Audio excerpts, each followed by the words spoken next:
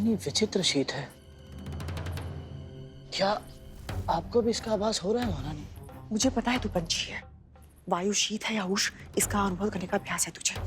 किंतु अभी समय नहीं है, शीघ्र चल, इससे पहले कि हमारी उपस्थिति का किसी को आभास हो जाए। एक क्षण महारानी, कुछ तो असामान्य है। भय लग रहा है तुझे तो अपने पांव को तनिक कष्ट दे, और हाँ, भीतर जाकर अपना मुंह मत खोलना। जब तक मेरी आज्ञा ना मिले मौन रहना।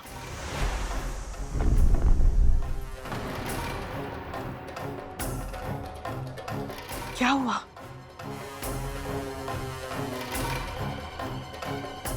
यह मूर्ति नहीं है महारानी, कोई असुरी माया है। इतना आशंकित होने की आवश्यकता नहीं है, ये मूर्ति है। आ, मैं दिखाती हूँ तुझे। महारानी नहीं,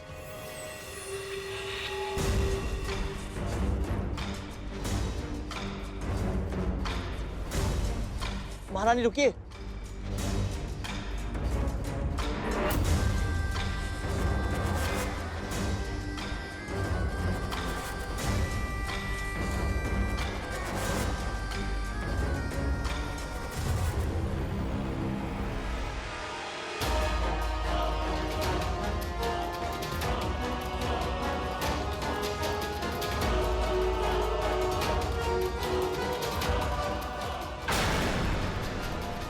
महारानी,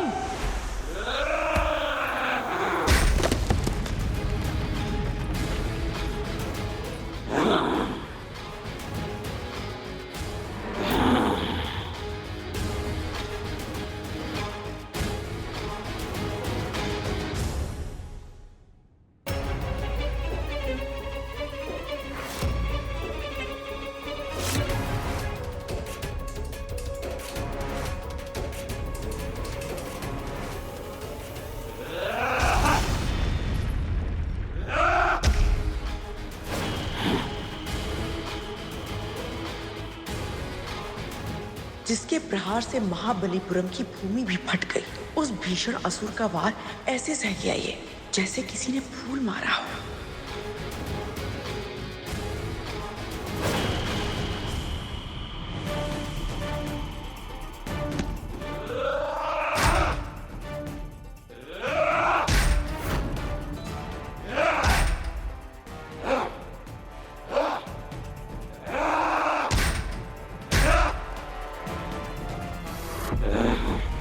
थोड़ी देर और खेलता तुम्हारे साथ, पर बड़े भैया से मिलने की शीघ्रता है। इस पर मेरे किसी भी प्रहार का प्रभाव क्यों नहीं पड़ रहा?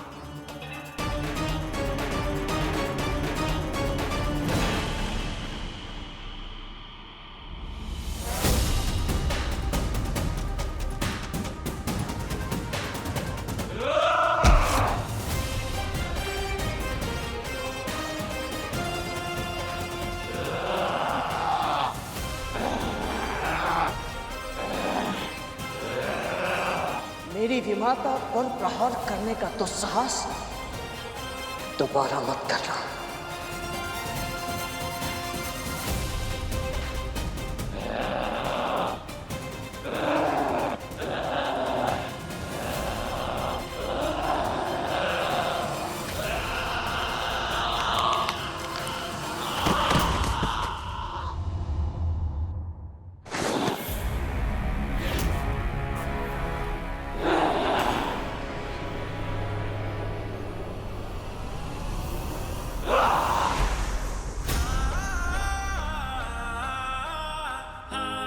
चलिए महारानी।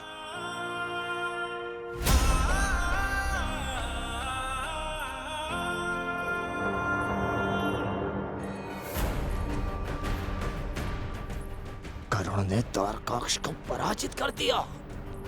असंभव।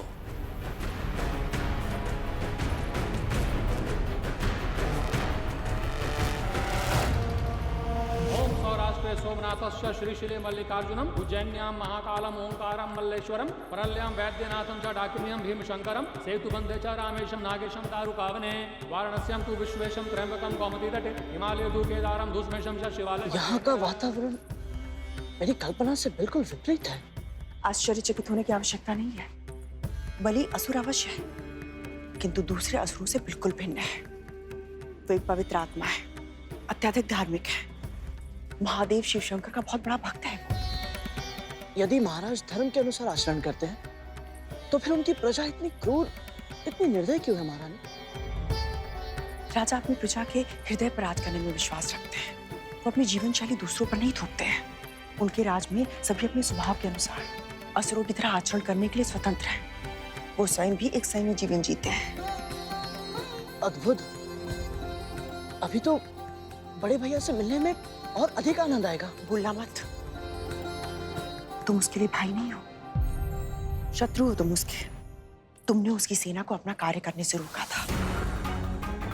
उसके कुछ असुरों का वध भी किया था तुमने। शत्रु और भाई का अंतर तो मैं संभाल लूंगा, बस मेरी माँ और मेरे अन्य नाग भाई ठीक हो। ओम विष्णवे नमः, ओम विष्णवे नमः, ओम विष्णवे नमः, ओम विष्णवे नमः।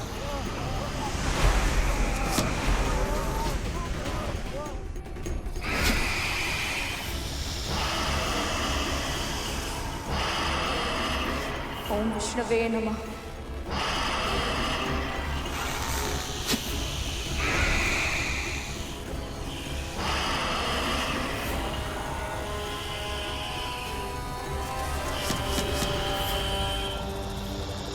ओम विष्णवे नमः, ओम विष्णवे नमः। ओम सौराष्ट्र सोमनाथस्य श्रीशैले मल्लिकार्जुनम उज्जैन्यां महाकालम ओंकारम मल्लेश्वरम परल्यां वैद्यनाथं च डाकिन्यं भीमशंकरम सेतुबन्धे च रामेशं नागेशं दारुकावने वाराणस्यां तु विश्वेशं त्र्यंबकं गोमती तटे हिमालयं तु केदारं धुष्मेशं च शिवालये एतानि ज्योतिर्लिंगानि सायं प्रातः पठेन्नरः स्मरणेन विनश्यति। ओम त्र्यंबकं यजामहे सुगन्धिं पुष्टिवर्धनम् उर्वारुकमिव बन्धनान् मृत्योर्मुक्तिम्। महाराज बलि तो स्वयं धर्म के मार्ग पर चलते हैं, तो फिर इन्होंने अदिति माँ की तपस्या भंग करने का प्रयास क्यों किया? सभी पुत्र मेरे शेषनाग और वासुकी के जैसे नहीं होते हैं, जो धर्म और अपनी माँ की इच्छाओं में से किसी एक को चुने। बलि के लिए जितना महत्वपूर्ण उसका धर्म है, उतनी ही महत्वपूर्ण उसकी माँ की इच्छाएं भी है। उसने वही किया जो मेरी बहन दीदी चाहती थी। वो राजा अवश्य है, किंतु सत्ता की कुंजी उसकी माँ के हाथों में है। इसलिए यदि हमें युद्ध रोकना है तो बलि से अधिक उसकी माँ को मनाना होगा। बिल्वपत्रं समर्पणाम्।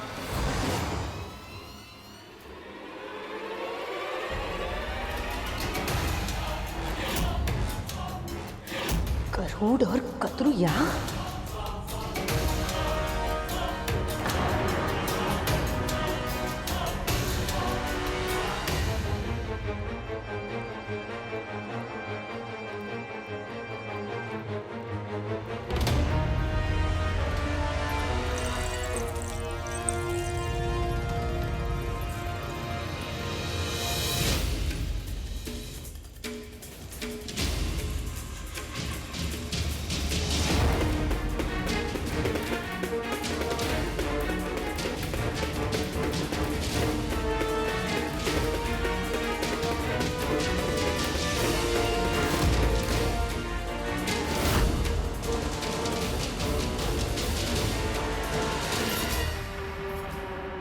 तुम यहाँ पे क्या कर रही हो कद्रू?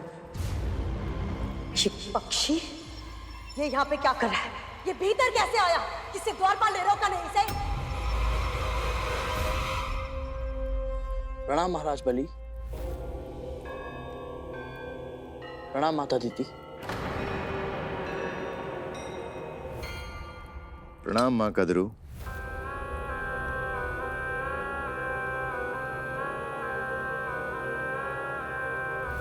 कद्रू, बिना बुलाए आने का क्या अर्थ होता है? बिना बुलाए तो सेना तुमने भी भेज दी थी मेरे महल में। तुम्हें क्या लगता था कद्रू?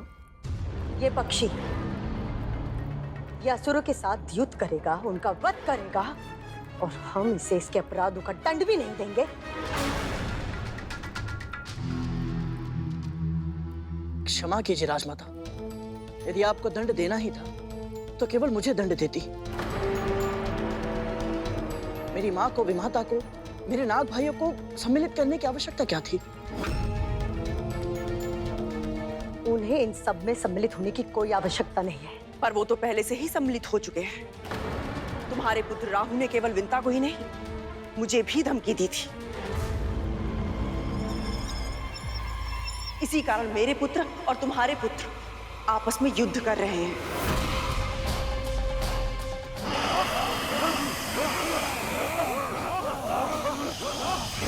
ओम विश्ववे नमः। ओम विश्ववे नमः। ओम विश्ववे नमः। ओम विश्ववे नमः। इन्होंने और इनकी बहन ने मुझे उकसाया था महाराज। ये दोनों इस पक्षी की सहायता कर रही थी।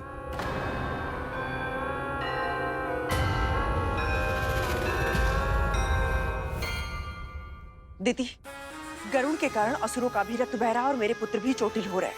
इससे पहले कि किसी के प्राण चले जाए, हमें इस युद्ध को रोकना होगा। यदि तुम्हारी यही इच्छा है कि ये युद्ध रुक जाए, तो ये युद्ध रुक सकता है।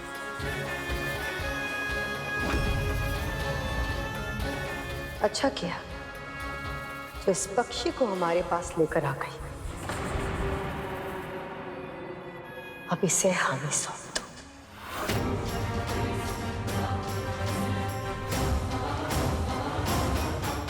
कभी नहीं, कभी नहीं, कभी नहीं।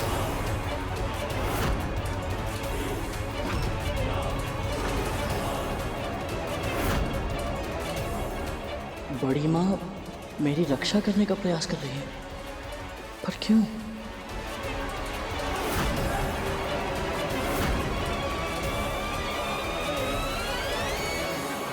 क्षमा करें माँ कद्रू, पर क्या आप मेरी एक जिज्ञासा शांत कर सकते हैं? अवश्य महाराज बलि। अब से कुछ दिन पहले आप चाहती थी कि हम असुर गरुड़ का अंत कर दें, और अब जब हम अपना प्रतिशोध लेना चाहते हैं तो आप हमें रोक रही हैं। ऐसा क्यों माँ कद्रू? तब से अब तक ऐसा क्या बदल गया आप दोनों के बीच? बहुत कुछ। अब ये स्वतंत्र उड़ने वाला पंछी नहीं रहा, अब ये दास है मेरा। अब ये दास है मेरा। अब ये दास है मेरा।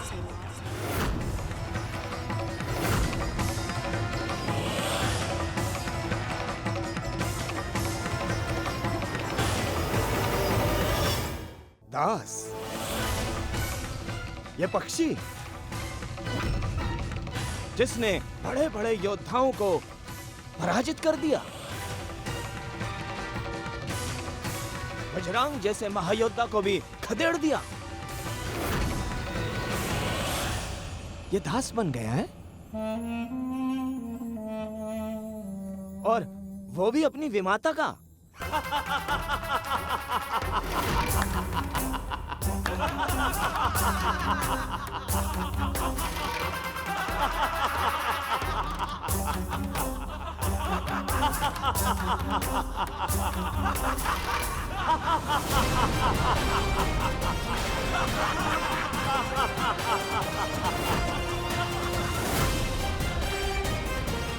मुझे धैर्य दीजिए माँ। मन को स्थिर करना है तो विचारों को स्थिर करना सीख। जब कभी तुझे क्रोध आए या मन विचलित हो जाए तो अपने गुरु का ध्यान धर।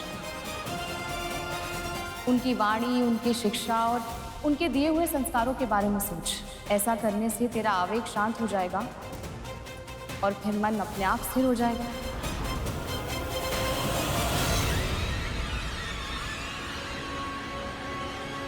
कद्रू में कैसे विश्वास कर लूं कि तुम जो कह रही हो वो सत्य है? ये वही गरुड़ है जो अदिति को संकट में देखकर अपना स्थान छोड़ने के लिए तैयार नहीं हुआ था।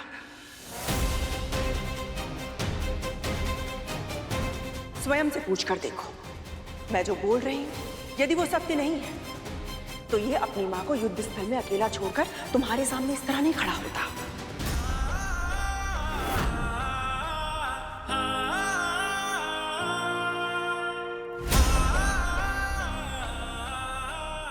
ये केवल मेरे आदेश पर यहां पर आया है, क्योंकि इसकी मां और स्वयं भी मेरे हाथों की कठपुतलियां हैं।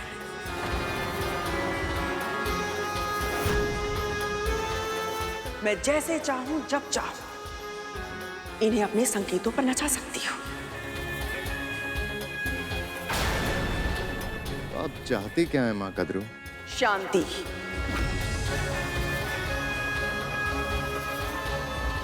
यदि यह युद्ध इसी तरह चलता रहा तो आपके असुर भी घायल होंगे और मेरे पुत्र भी। आप जानते हैं कि गरुड़ ने किस तरह असुर सेना को पराजित कर दिया था।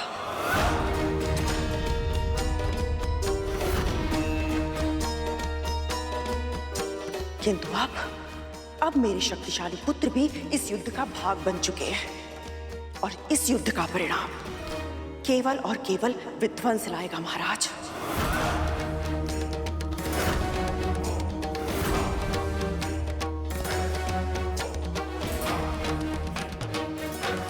दोनों ओर के योद्धा अपने प्राण गंवा देंगे। इसलिए इस युद्ध को समाप्त करने में और मेरे पुत्रों को कभी भी कोई ना हानि पहुंचाने का यदि आप मुझे वचन देते हैं तो मैं भी आज आपको एक वचन देती हूं। आज के बाद मेरा ये दास गरुड़ असुरों के लिए संकट का कारण कभी नहीं बनेगा।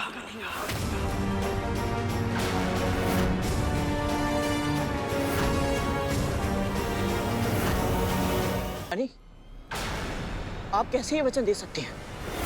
असुरों ने मेरी मां पर आक्रमण किया है, मेरे नाग भाइयों को संकट में डाला है और आपको भी तो मत बोल कि तू मेरा दास है।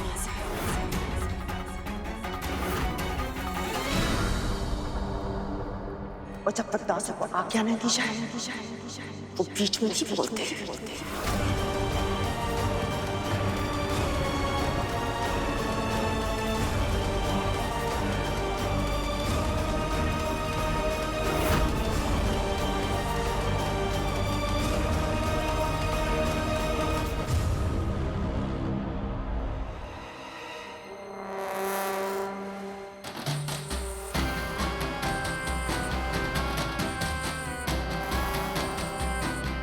गरुड़ को दंड दिए बिना यहाँ से वापस जाने नहीं दे सकता।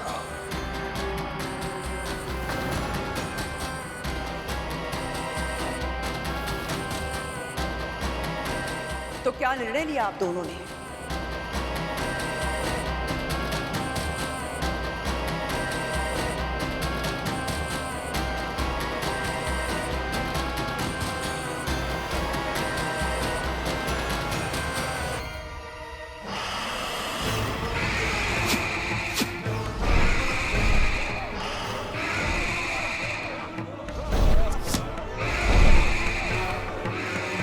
ओम विष्णुवे नमः। ओम विष्णुवे नमः। हमें आपके निर्णय की प्रतीक्षा है महाराज बलि।